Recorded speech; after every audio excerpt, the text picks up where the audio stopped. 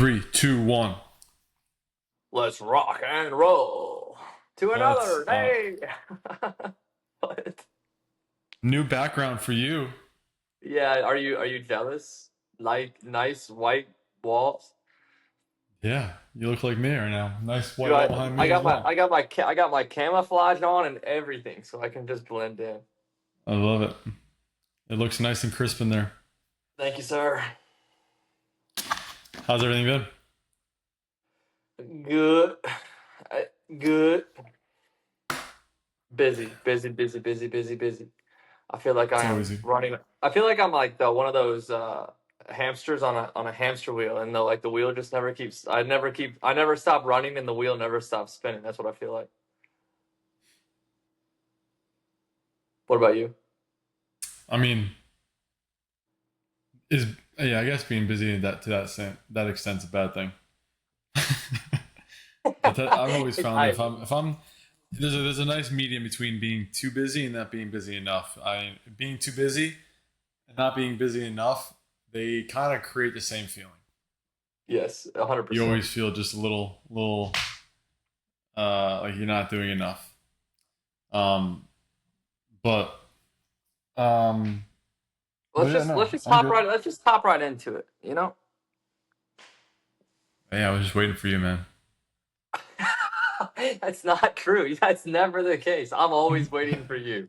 It's your time. Oh, We're just living in it. It's your world, Mr. that Devontae. is bullshit. Anyway, do you Well, want? let's hear it. Would you Last like to week, bring you it? were the one that came up with the title. Okay. Well, Huh? the title or the topic is what does memory have to do with self autonomy? So, what does memory have to do with Mm-hmm. future based decisions? Is kind of what we're going to dive into a little bit. So, Love that. all right. So, how do you think your memory plays a role in you making decisions going forward? Well, I mean, it's the whole purpose of memory in and of itself. Um, the decisions you make going forward, if you're doing it properly, are all thought about and based on prior decisions and how they turned out. So if you Do you make a think? decision that turns out to be a failure after you analyze, why it failed per se. Imagine say it actually fails in a way that had to do with the decision that you made being a bad one. Well, now you know that that decision that you made creates this outcome, and that allows you to remember that and not allow it to happen again. Memory in and of itself is for that purpose, not just for the idea of like remembering what happened yesterday or 2 days ago. It's like I said before, I find memory to be more of like a protection mechanism. It protects you from making the same mistake twice. It protects you from doing something that created something bad. So, um, do you hear this in the background? We literally start recording and then sirens are blaring. Yeah, I do hear it. Anyway, my question is this: is I actually have two questions. Can memory, like you kind of made it sound like memory can be used as a protection, but can you use memory to recreate events? Well, hopefully the positive ones. Right. Well, I mean, what's positive? I mean, what like not everything in your routine is is a positive thing. I would classify some of them as neutral, just some of the things that you just have to do. Like I feel like brushing my teeth isn't a positive or a negative. It's just something I have to do or need and should do. Like Yeah, I don't, but it's not like a win or a loss or a positive or a negative. well, do you brush your teeth every morning based off of memory? Well, it's habit of memory. I would say, yeah. But I feel like a routine is oriented around the idea that doing this routine creates a positive outcome in one way or another. Whether it be a positive mindset for the rest of the day, whether it be a positive actual event. Routine is something that you've done to yourself that's created something positive for you. I mean, Okay. like in the mornings, you feel like prepared for the day. Okay, that's a positive. Brushing your teeth when you talk to a someone first thing in the morning, you're not self-conscious about, if they're gonna take 2 steps back. you know. Okay, that's fair. That's fair. I hear. No, yeah, I hear you. Yeah, I hear you. And I then mean, you said it what? before. You said No, routine. no. You said routines and Okay. memory.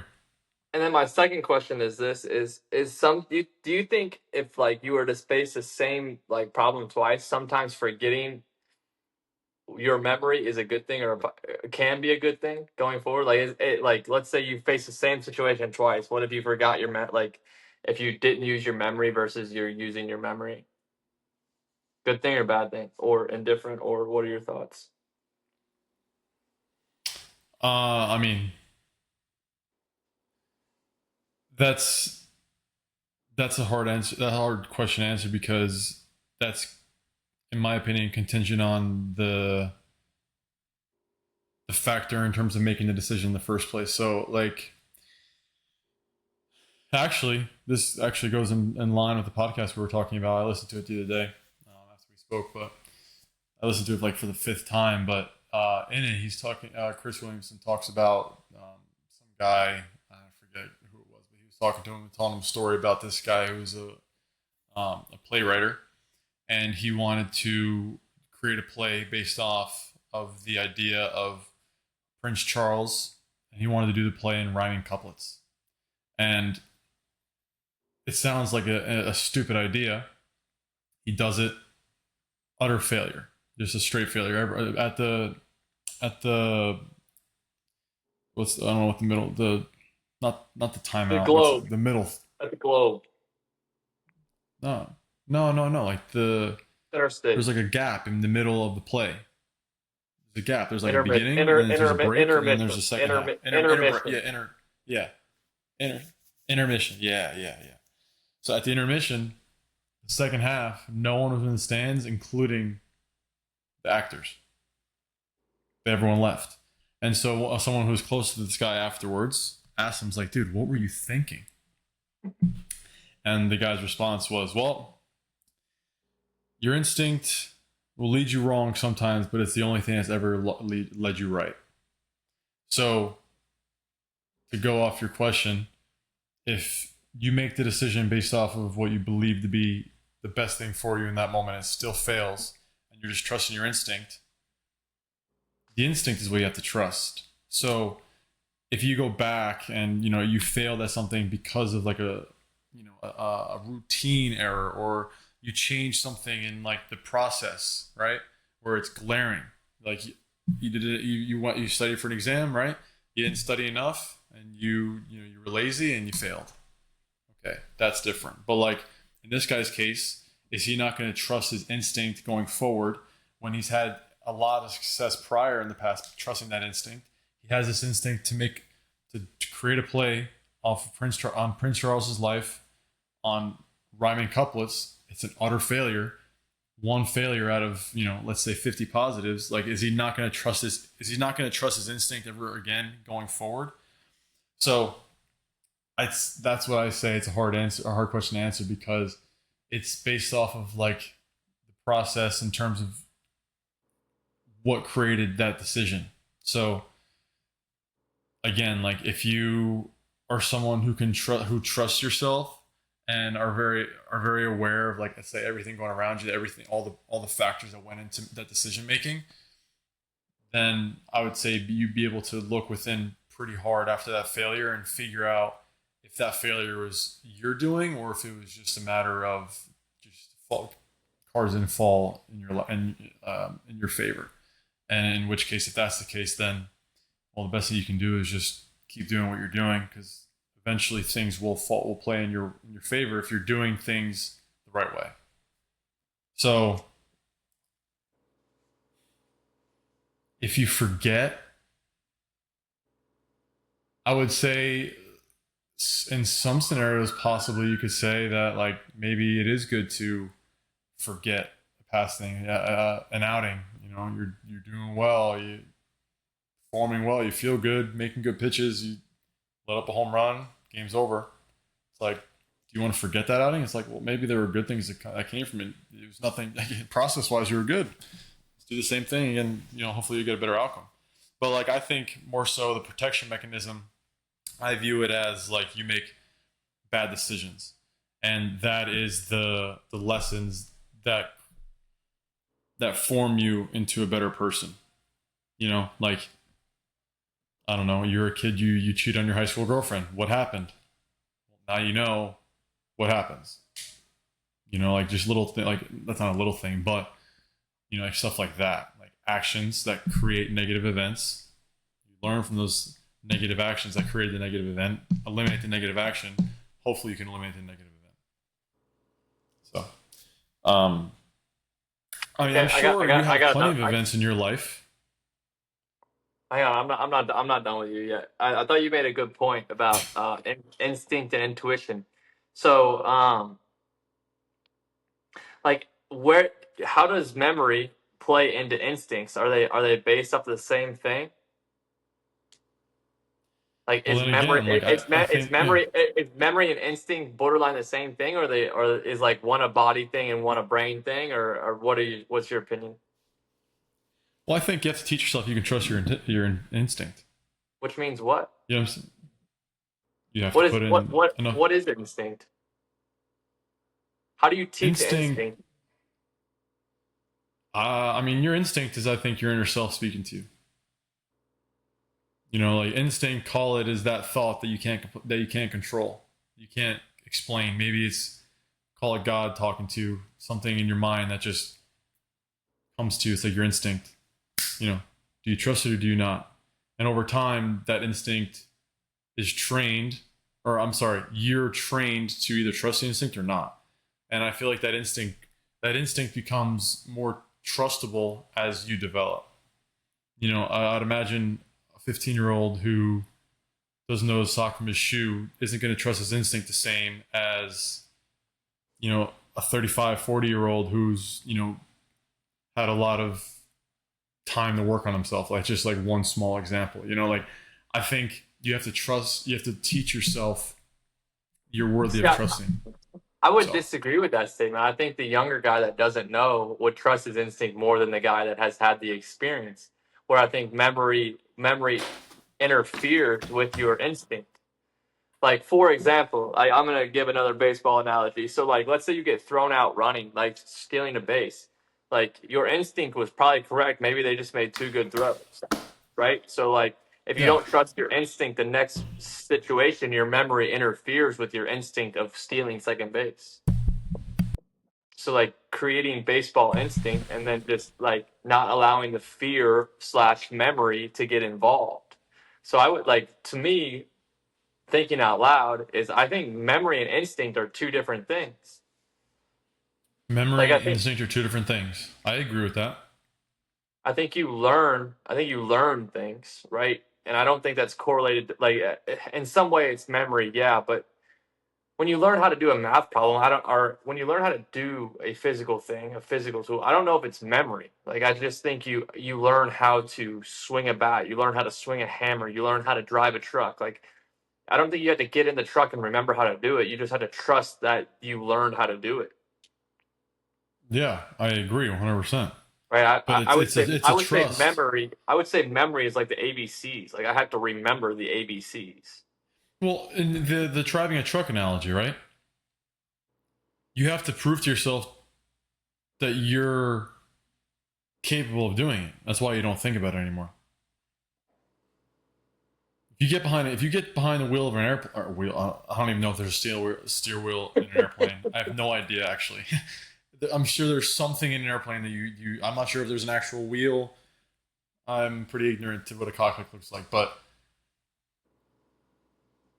I'd imagine that you're not going to be confident because you haven't proven yourself that you've even done it one time. Whereas, you know, a commercial airlines pilot who's done it 1,000 times, he trusts his instincts of what he needs to do.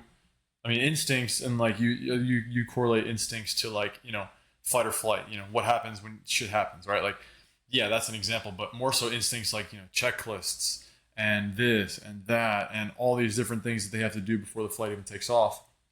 There's instincts, and it's like you trust those because of the success you've had in the past from just, let's just say, having a safe flight. I mean, like, the reason I believe you don't think when you're driving, like you say, you don't believe it's a memory thing, is because it's not really a memory thing anymore. But it was a memory at one point when you were driving as a kid. When you learned how to drive, when you learned how to drive the semi trucks, right? Like it at the beginning, it was hang on, memory. let me stop you. Let me stop you real quick. I think it's a memory on where to turn, where to go. But I think the physical act of driving is not a memorized thing. Is that Okay, crazy? here's a really good example. Here's a really good example. When I was just in Italy, they all drive manual cars, right? My mom grew up driving manuals her whole life. She came to America is when she started driving automatic cars. So when we get back there, I know how to drive manual. Although it's been 10 years since I've been there, so I was a little rusty, let's say. And when I was going to shift, I was hitting the gas lightly as I was letting go of the clutch. Right. So like instead of letting it, like I was doing like a 50-50 exchange, right? Like as the clutch was all the way down, gas off. As the clutch started to give a little bit, then I started hitting the gas. Instead of letting the clutch go like 50%, then started to hit the gas. So you can hear the rev and it jumped. Right. So after like I drove like once or twice, got better with that. But then also downshifting is what I had an issue with, right? When you downshift, you have to like let go of the clutch as well, but like you also have to brake to like make it a smooth transition. Now, my mom's in the passenger seat and she's like yelling at me, and I'm sitting here. I'm just like, Mom, I haven't done this in 10 years. Like, give me some leeway. Like, I'm trying to figure out like I don't even remember doing this like downshifting like this. I don't remember it. And she's like telling me this, and while I was in the passenger seat prior to this, I'm asking her, when you're downshifting, are you letting the clutch go while you're braking? Do you hit the gas at all? Or is it just like a feel thing where it's like you're letting the clutch go as you're braking to match the speed with the downshift? You know what I mean? Because the downshift is what's going to also brake as well. But like it has to be you have to give and take. If you've driven manual before? Yeah, so you know what I mean. You know exactly what I mean then. So I'm driving then, and she's yelling at me. I've asked these questions, she didn't answer them, and I'm like, Mom, I've asked you this, and you haven't answered me. Like, what? I don't understand. Like, I've asked you this exact thing, and you can't tell me. And she literally is just like, because I don't know, I just do it. Right. And so Right. I'm just like, that makes no fucking sense. It's But learned. then it makes perfect sense when you think about it, because like you're not. It's a memory thing, but it's like it's an instinct thing as well. But at one point, it was memory because she had to teach herself how to do it, and then now she's done it for so long that it's not a memory anymore. Now it's just her body, her muscles just know how to do it. Yep. You know, so yes, like is instinct correlated to memory? Yeah, but I feel like this is a little different of an idea than what we were talking about initially, because I think the way I viewed the initial question was I looked at it as a segue from the prisoner's phase. And we talked about the prisoner's phase in the past. And essentially, the idea that you need to prove yourself you're worthy of the freedom that you feel like you deserve, so that you don't go out and make an utter catastrophe of yourself, let's say. And you make terrible decisions because you have no one looking over you, and you just end up in jail, let's just say. I don't know what else, let's just say. Okay. But like, let's just play the extreme card. So like as a kid, you have your parents looking over all these decisions you make. You go to the park, you hit a kid, your parents tell you it's not okay. But like when you as an adult, you need to teach yourself you're capable of that freedom. So essentially, it's like a similar idea where it's like the instinct that you feel like you need to trust. You need to teach yourself that you're capable of trusting it. That's an instinct that's worth trusting. Why? Well, where's the instinct coming from? Decision making. What's that instinct basing off? It's not just like an instinct. It's like our minds work like we're analyzing like I said, like 50 things within like a nanosecond to make that instinct. You know what I mean? Based off of things from the past. We don't even think about it. It's just like we take all those things into play without realizing it. It's just instinct. And I think at a certain point, to trust your instinct, you have to be able to trust yourself. And how do you trust yourself? It's because you've done the things that have allowed yourself to be free in trusting that. So it sounds silly because it's like, oh, who's not going to trust themselves? Well, you'd be surprised. A lot of people don't trust their instinct. A lot of people Right. don't trust their instinct. You know what I mean? And it's like, well, why? It's like, well, if I'm driving something, if I'm driving a stick, right, and I'm in Italy, my instinct isn't isn't good. Like I can't trust my instinct because I haven't done it enough, and my instinct is probably wrong. But if I'm doing something like if I'm doing something that I do every day, my instinct is well trained, and it's something that I can really trust. So I think that instinct is based off memory.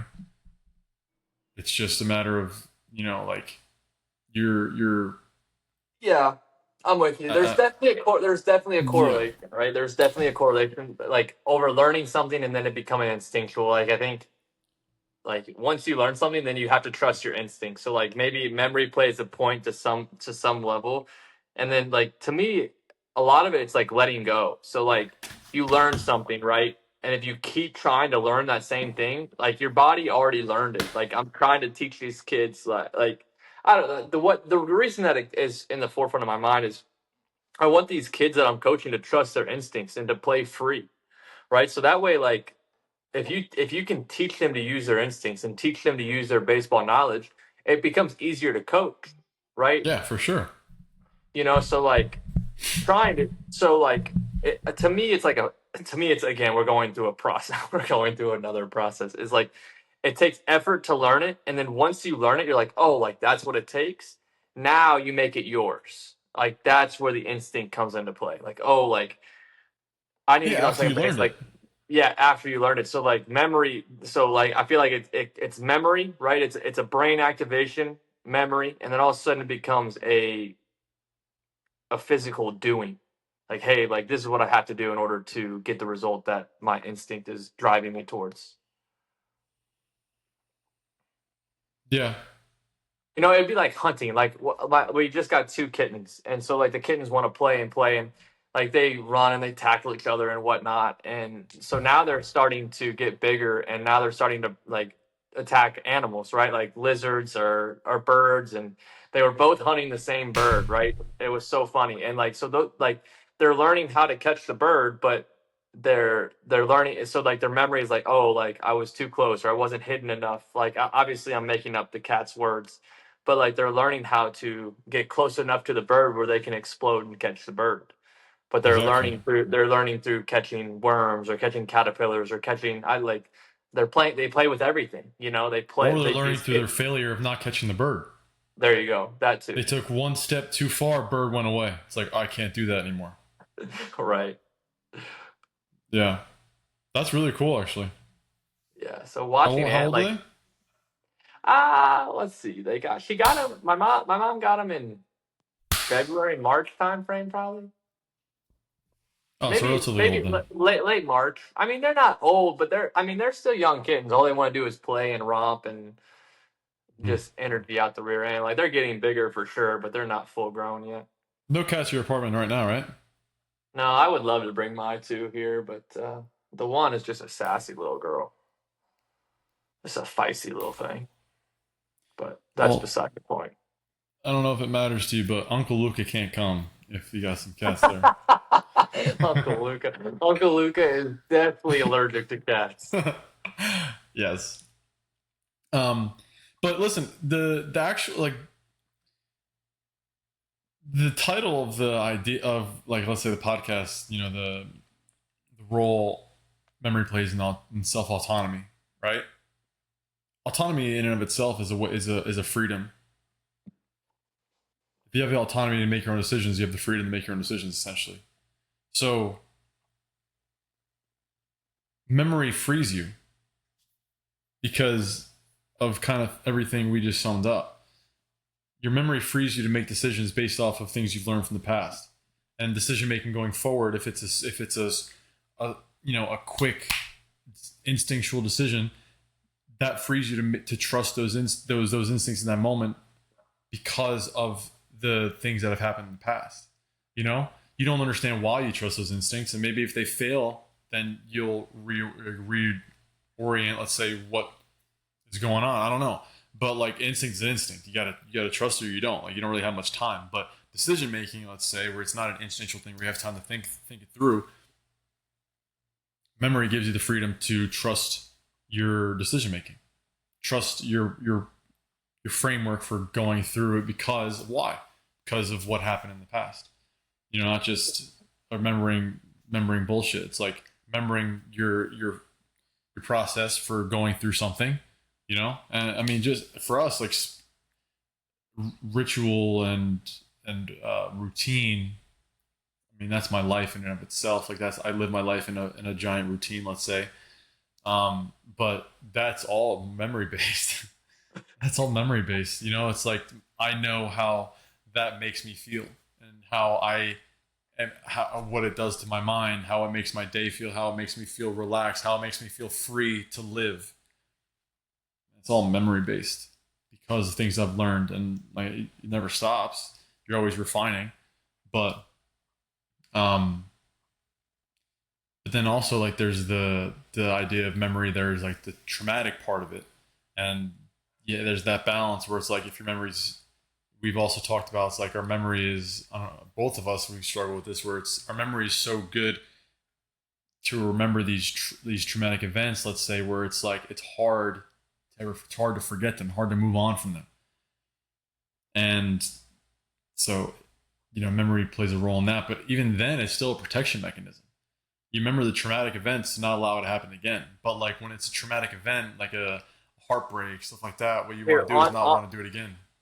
on that point, let me intervene real quick. So today, like there's a 16-year-old pitching, right? And he warms up. He's notoriously he says he has the yips, but like He okay, says so he has it. yeah, right. Oh man. No, okay, I just want you to listen. So in warm-ups, he goes out there, probably best arm. He might have the best arm of the field, like honestly. Like so him lacking control is terrifying. So a little preface to this story is I show up to the field and I actually enjoy being around the kid. He's funny, he's got some humor. And like he was just being himself in the batting cage, and he was like, "I'm a thug," and I'm like, like, I don't know, I'm just laughing, bro. Like, I don't know what to say to this 16-year-old kid that comes up to me and tells me he's a thug. He's, Like I Kevin Hart mean, and Get Hard. yeah, right. He's funny, right? So he gets on the mound. He gets 2 pitches, 2 outs. I'm like, whoa, new guy alert. I'm like, this is awesome. I was like, this is really cool. So then the inning progresses, and he walks the next 3 guys. Oh god. Next 3 guys on 12 pitches that aren't even remotely close. And like I'm watching this, I'm actually behind the mound. I'm watching this. I'm like, what do I say to this kid to like get him back engaged? And I was just like, I was recalling on my memory. I was like, yo, Donnie, be a thug. And all of a sudden, he pumped in 4 strikes in a row. And I'm like, what?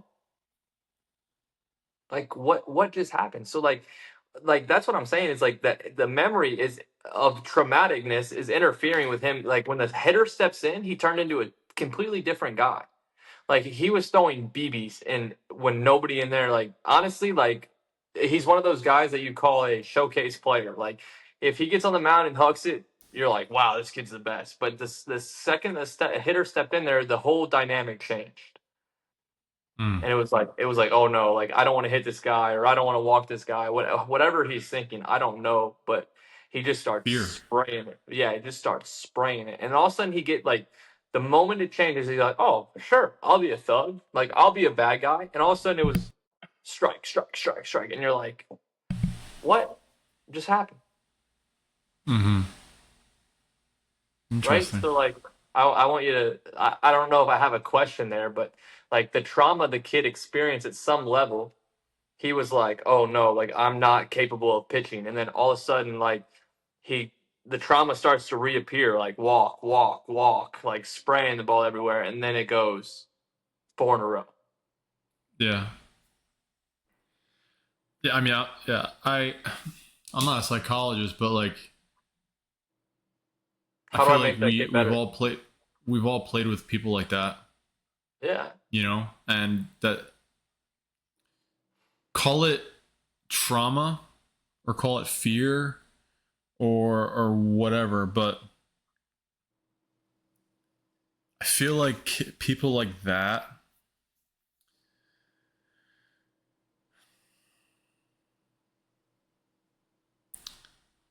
they're afraid of making mistakes.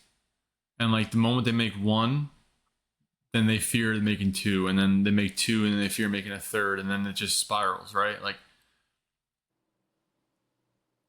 I don't know. I off the top of my head, I'm not gonna come up with some random thing, but like I would say the idea of him being a thug, right?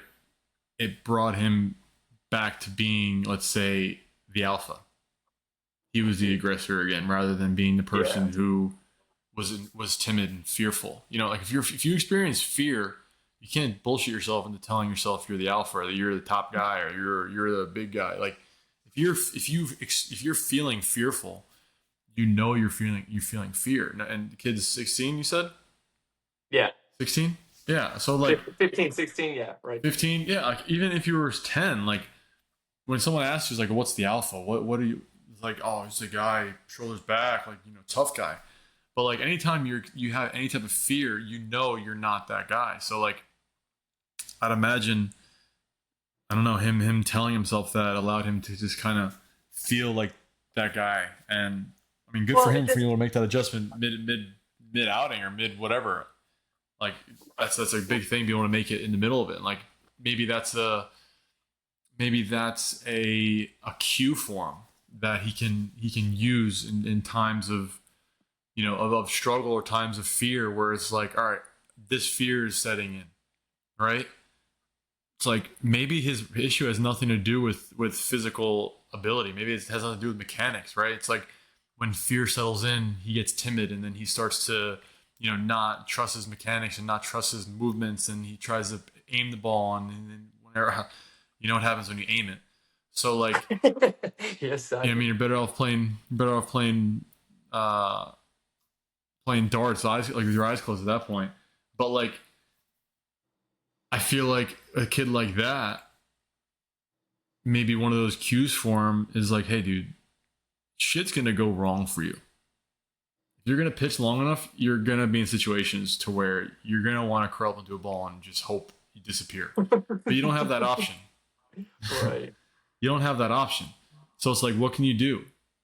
You don't have any other option other than to step up and at least wear that failure on your shoulder, because that's what a man does. So like, I don't know. Maybe his cue is when he's feeling that, when he has that glimpse of fear or timidness or whatever it is that creates him to start spraying it. The, the counter to that is be a fucking thug. You know what I'm Right. saying? Maybe he should even step off, pat himself in the chest 3 times, be a thug. You know what I Right. mean? And like maybe that cue allows him to free himself a little bit and get out of his own way. I don't know. It sounds like more of a psychological thing rather than a physical thing, which is, in my opinion, way better. Right. And I like that's what I was thinking. The physical tools are beyond ridiculous, you know. Yeah. And it's just like it's so in between the ears it hurts. Like it's like, man, if you could get that guy over the 17 inches of the plate, like he's borderline unhittable. You I mean, know, dude, like I've this. been in situations playing in college. I just full blown anxiety attacks like on the field. Like Right. Yeah. I've been there. I know what it's like, and it's worse. I mean, they're the worst worst times of my life for a reason. It's because you're not just failing by yourself. You're failing in front of everybody. And to someone who's insecure, let's say, that can't be worse. Failing in front of yourself, in front of the mirror, let's say, right? Or let's say failing in front of your friend, or like a few buddies that know you who you are. Different. You don't want to fail, but at least it's a little different. When you fail in front of a bunch of strangers, thousands of them, that's where the anxiety comes from. And like that, I mean, that's where my sports anxiety stemmed from, like after my injuries and stuff. And so I feel that. And the thing that truly helped me was when I made the adjustment. Is like, what am I going out there for? Like, who am I doing it for? Why am I doing it? You know? And the only way I was able to go out there and actually make myself proud, make God proud, was if I went out there and I was a fucking alpha. Attack. Yeah, you So have to like essentially, yeah. So when the fear creeps in, you have to like again like step up. the memory of the fear. You have to let it go and Yeah, trust your instinct, your exactly, intuition to go back and dominate. Right, like you have to exactly. on I mean, step on the accelerator. I'd imagine even the biggest names in the sport, when shit hits the fan, there's a decision. It's like, what am I going to do? Am I going to step up? Or am I going to back down? And the ones that are really good, they actually get better. Like they actually get Well, better. Their stuff gets better.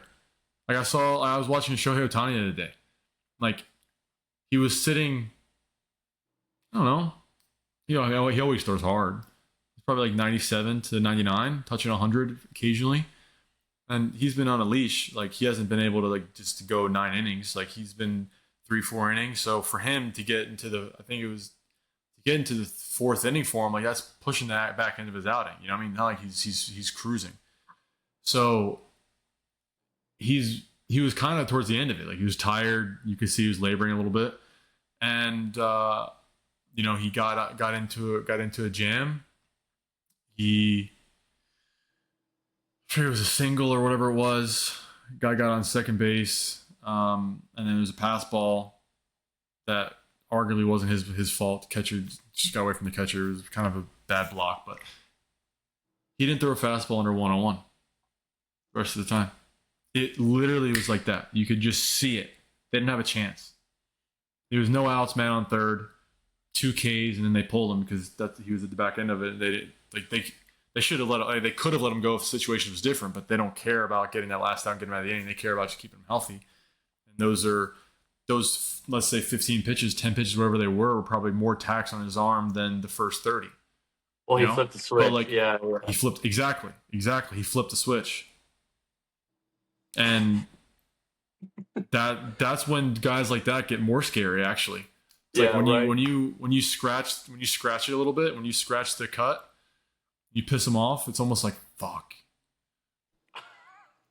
Like we got to deal with this now. Yeah, yeah. I feel like that's why closers are so good. Like because they get in and they have that already. Yeah, yeah. You got Like the adrenaline pumping through your brain. Yeah, they already have that, and it's just correct. like Jesus. But yeah, going back to that kid, I don't know. I don't know anything about it. I know nothing about him other Well, than I you told know. me. I But don't know much for about him him, either, sounds but like I've yeah, it sounds like he may just need to remind himself that he's a thug, and he's not a thug when things are going well. He's a thug even when things are going bad. yeah, and just And a real maintaining thug that will get out of confidence. it. Like, Right. honestly, I would tell him that. I'd be like, dude, you know, Well, that's what I said. a thug isn't. It's cool when they do stuff that's good, but a real thug will get out of it when it's bad. They step up. He'd be like, yeah, He would. That's exactly the reaction he would have. you Like know what I mean? it just like Yeah, I'm gonna be a it was just thug. crazy. It was crazy the roller coaster I saw him on today, right? So like he's so confident in the cage, like doing the BP, taking front toss. He's just like he's being himself, which I love. Like I'm all for. And all of a sudden he gets on the mound and he becomes like this little mouse. I'm like, no, no, Mhm. you're not a little mouse. You're a big dog. Like you are who You're a you are. thug. Yeah, yeah. So like I said that to him. I said I was literally like be a thug, and then all like. I'm not taking credit for it, but like he switched, he flipped that switch, and all of a sudden he was like, you know what, screw it, and he started pumping them in there. And like Well, I listen, don't a know if good that was coach, dude. The young kids, they're not supposed to know their cues. They're not supposed to know all these little things. You know, it's our job. I'm not a coach. It's your job to teach those things. And a good coach, arguably, yeah, they're good at mechanics and they're good at that stuff, right? But like the real coaches, like the really good ones, yeah, they can teach you about the mechanics and stuff like that. But the thing that separates the great ones is that they can get you on a they can get you into like the psyche level, where they can really get into you and like get to know you. And the only way you can do that is if you know your players, you know what they got, and then then it's the player's job to learn that. It's like, oh, and you don't need the coach to tell you those things. The goal is when shit hits the fan, you don't need a coaching visit to switch you. You can do it yourself. That's why you got to be your own best coach. But you got to learn what that coaching is to yourself. You got to learn what that is. What are those? What's that mental cue? What are those words I need to tell myself? What are those things I need to do to get to myself? Like there's verbal communication that's going on in your head. It's like, what do I need to be telling myself? And You that's learn a it memory. memory. You learn it That's memory, and then memory. you trust your intuition. Right? Yeah. Yeah, memory. Right. Instincts. Yeah. So, For like sure. the kid, it's like memory. It's like, well, what happens when shit hits the fan? It's like I start feeling sorry for myself. I start feeling like I'm a mouth. I start feeling little in the mouth. I kind of, and a lot of times, dude, like my experience, I can say for myself, but I never was able to watch myself. But when someone's really when going through it and they're struggling on the mountain, you can see they almost like their body language is as if they want to try and make themselves smaller. You can see it Right. to a certain Yeah. extent. And then but then when things are going well, you can see them pacing the mound. They're really, They're and it's kind of just, angry. Yeah. Yeah. Yeah. yeah, like you can really see it. And the goal is to obviously not be able to tell one or the other. Obviously, you gotta be poker faced the whole time. But from my experience, I've actually been able to see visibly when someone is like they visibly try to eliminate as much movement as possible. They kind of get timid, and it shows in the actual output. But yeah, it's interesting. Um, but yeah, I think memory is a direct correlation to freedom, and if you're free, I think you're in a good place. So, um, but yeah, that's about it. 40 minutes. Yeah. I mean, circling it up real quick is I think I've said it plenty of times. Is like you have to learn what works, and then you have to trust that it works. For sure. So like it's a like I think they're correlated for sure, but like again, I think the memory can on some levels, if you don't forget, if you don't let go, it can become a block. But so that like I just If you was can't giving let go, both it can sides, become a block. both Yeah. sides of both sides of the spectrum. Well, There's like well, in there's what definitely it's sense? definitely a balance of something. In, in what sense did that block you're saying like it can become a block? Like what are you So referring to? I know that I know that when shooting a bow, if I'm relaxed, like it's gonna go right to my target. But if I'm thinking about being relaxed, I'm not relaxed. You get what I'm saying? I'm holding extra tension. Like I'm gonna be like, Okay, oh, so if you're not, be relaxed. so if you're telling yourself to be relaxed, you're not relaxed. Then what's your mental cue to be relaxed? Because you're not always going to be relaxed. It has to be a physical. It has to, like, to me, it's a breath out. Like Okay. if you connect everything to a physical being, a breath or a movement or a whatever. And a lot of those sports like archery and long shootings like that, the breath is one of the big things. Like breathing, Hmm. controlling your breath, and like what is it? They always shoot on a breath out. They don't shoot on a breath hold. Is that true? I don't know the exact science. I'm not gonna say I'm not yes sure or if I no. know that. I don't know if I know that, but I think I heard something about like long range shooters like the military. Yeah, Like not they shoot, they won't shoot on a breath hold. Maybe they do on a breath hold. It makes sense because you're still. there's science behind it. I know that. I know they got it figured out. Yeah. Um, but next week, I'd be interested to talk about fear. I mean, I'm always down to I'm talk reading a about book right fear. now, and it talks about the boy psychology and the male psychologist. At least is what it's up to right now. And basically, it's talking about how a patriarchy, like how the feminist movement is all like anti-patriarchy, right? And what this book's arguing is that yes, the patriarchy isn't good, but it's not a male problem. It's a boy problem because back in the day, there was a distinct line between boyhood and manhood. There were rituals, there were ceremonies when a boy became a man.